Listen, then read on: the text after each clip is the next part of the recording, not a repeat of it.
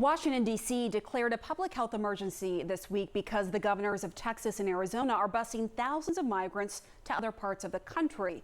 This is one of those buses arriving in Washington, and you can see the Capitol building in the background of this image. Now, so far, Texas has sent more than 7,900 migrants to D.C., more than 2,200 to New York City, and more than 300 to Chicago. And Arizona, for its part, has sent more than 1,600 migrants to Washington. Texas, when it comes to the price tag here, it has spent millions of dollars on these cross-country bus trips, more than 12 million as of August 9th. And since then, that number has likely grown quite a bit. CNN obtained this figure by filing a Freedom of Information request with the state of Texas.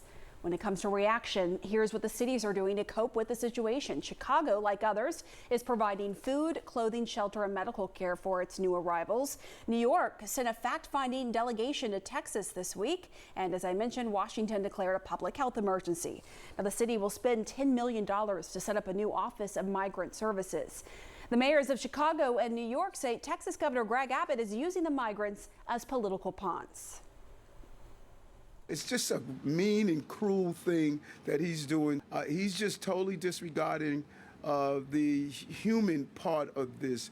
There's a humanitarian part of being an American, and I think that there's nothing more anti-American than what he's displaying right now. This is not a governor who wants to collaborate and cooperate with us.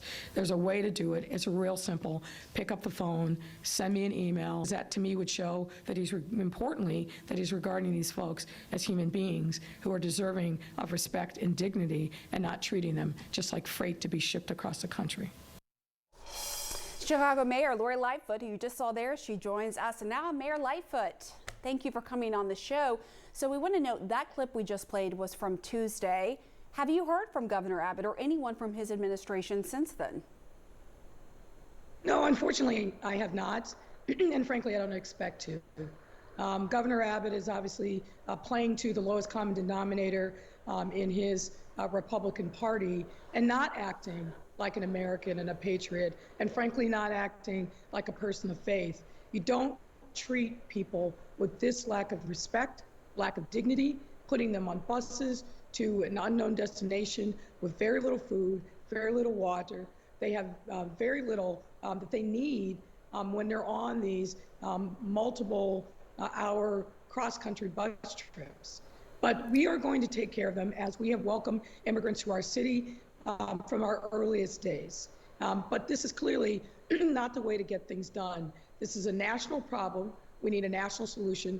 I was just in Washington, spoke very candidly with Customs and Border Patrol and DHS, and told them about what they needed to do to step up and collaborate and cooperate with us. But I'm not ever going to treat another human being, one of God's children, as anything other than someone who's ultimately deserving of our respect and dignity as a human being. So did the administration offer any help or assurances to you? Well, I think we had a very candid conversation. We've agreed that there's got to be better collaboration and communication with cities like Chicago, New York, and Washington, D.C. I've talked at length with my fellow mayors from both of those cities. And we are doing everything that we can to make sure that we address the needs of the migrants that are coming to our respective cities. But of course, we expect the federal government to step up and provide us with resources. We had a very, I think, productive series of conversations with folks from FEMA, and it's my expectation that we will get resources from there. But the thing about this is a manufactured crisis on the part of Governor Abbott. We can all do our part. And I believe that we all must do our part, but we've got to do it with collaboration, with cooperation. It's a lot of the logistics that are entailed to make sure that we're meeting these folks' need. But what I don't like to see is people taking these cross-country trips, getting off the bus and being immediately taken to the hospital because they were put on the buses with delicate medical conditions that no one in Texas seemed to care anything about. That is simply not right, and it's un-American. If there were better conditions, if there was more coordination, as you have said you wanted, would you be okay with Governor Abbott doing this? I mean, if there was more in terms of providing them what they need. Well, unilateral political stunts, I'm never going to be okay with. I don't care if it's Governor Abbott or anybody else. And what he's trying to do is play to the lowest common denominator in his party to burnish his credentials when as a candidate for president in 2024. But I think Americans see him for exactly what he is, and frankly, I hope Texans see him when it comes to the polls in November. But meanwhile, we will do our part to step up and welcome these migrants into our city, as we have immigrants and refugees from all across the world for centuries in my city of Chicago. We are a city of immigrants and refugees, whether it's the Irish, whether it's Ukrainians, whether it's the Germans, more recently, the Afghanis, Ukrainians. We are going to make sure we step up and do the right thing, because that's who we are as Chicagoans. Governor Abbott, we should note for his part, says that you should be putting the blame on President Biden and not on him. This is what he had to say. They are seeing the chaos that has been caused by the Biden administration. Well, I got news for New York. I got news for Washington, D.C., as well as the rest of the country. We are not done yet. There are more cities on our list. What is your reaction to that? I'm just going to ask you. I'm going to ask you, does that sound like a reasonable, rational human being? It doesn't to me. That sounds like somebody who is holding a pep rally, but meanwhile, he is treating migrants, human beings, babies, children, elders. He's treating them like freight, like a political pawns. There's nothing of goodwill about what this man is doing. So you asked me before if there was more communication. Where I'd start is to say, Governor, respect these people as human beings. Start with that. Show them the dignity that you want to be shown, anyone in your family members. And when he embraces that very basic American ideology, when he embraces that as a person of faith that he says that he is, then we can have a different conversation. But I don't expect that from someone like him. What do you think the solution is then to the migrant problem that Texas is trying to pass on to Chicago and other cities in the United States? Look, as you well know, this is not a new, and it's a complicated problem. It starts with what's going on in their home countries and making sure that they are safe, that there's economic opportunity, and that they're not facing political oppression.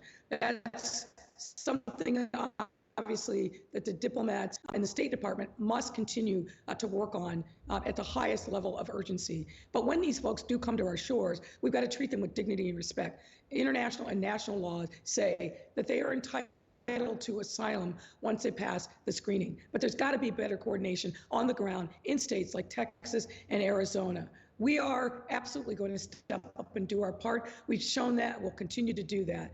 But we've got to make sure that there are resources, that there's housing, that there's opportunities for these families to be able to integrate themselves into the communities that are their ultimate destination. And it cannot be a manufactured crisis by ambush, what we're seeing now. Someone needs to step in and intercede to stop this madness that is being manufactured at the expense of these human beings by Governor Abbott.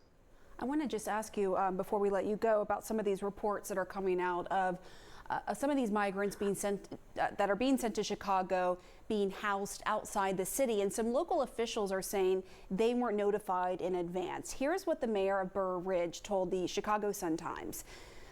He said the mayor of Chicago complained that she wasn't given any information by the governor of Texas, which she has the right to get information, and I agree with her. She should have, or somebody from the city who made this decision should have reached out to me or the village of Burr Ridge and let me know, just because I'm just as frustrated at her as she is with Governor Abbott. And Mayor, you were just talking about how coordination is so important. I'm wondering, what do you say to that? Well, I agree that coordination is important.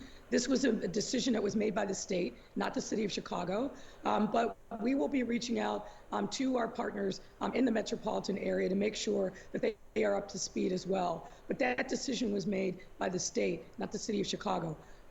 We have asked our state government, as well as our county government and our federal partners, to step up and do more. The state decided that there were resources that were available outside of the city of Chicago to house some of these migrants, and we certainly welcome that. But we will make sure that on a going forward basis, that wherever folks are going, that the state steps up and makes sure that they are reading the local mayors into those decisions.